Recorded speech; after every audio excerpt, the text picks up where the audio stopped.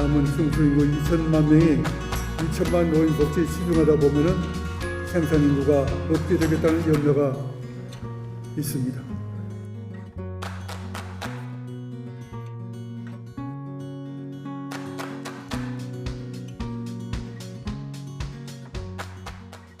노인 기준에 대한 얘기네요. 75세로 네. 높이자는 의견이 나오고 있나 봐요. 네, 그렇습니다. 앵커분들은 혹시 노인 기준 연령이 몇 살인지 혹시 아시나요? 예, 우리 65세잖아요. 네, 맞습니다. 예. 65세인데요.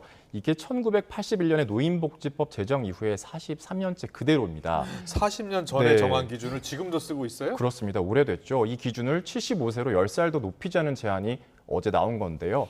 어제 이중근 부영그룹 회장이 대한노인회장으로 취임하면서 이 노인 연령을 연차적으로 상향 조정해 나갈 것을 제안한 건데요. 이를 위해서는 정년 연장, 임금 피크제 같은 제도가 같이 따라줘야 한다면서 정년 연장 첫 해에는 임금 40% 정도를 받고 75살 정도에는 20% 정도를 받도록 하자는 겁니다. 이 대한노인회장의 말 그리고 70대 어르신의 말을 차례로 한번 들어보겠습니다. 노인 연령을 연차적으로 상향 조정하고자 합니다.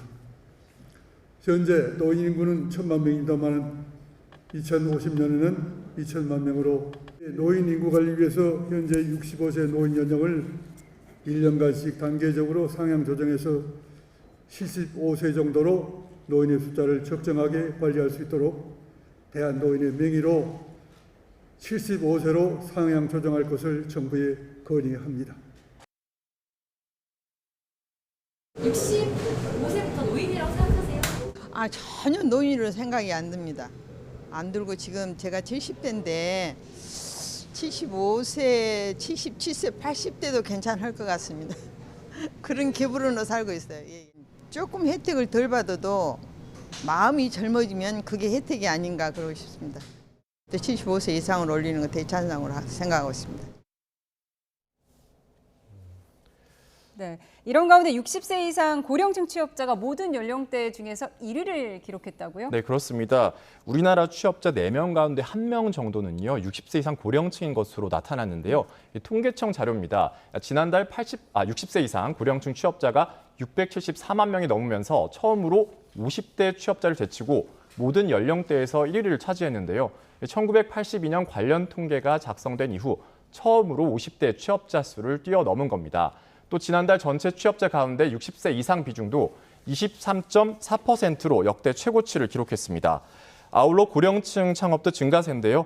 올해 7월 창업 기업 가운데 60세 이상이 창업한 기업은 14%로 같은 달 기준으로 역대 최고를 기록했습니다.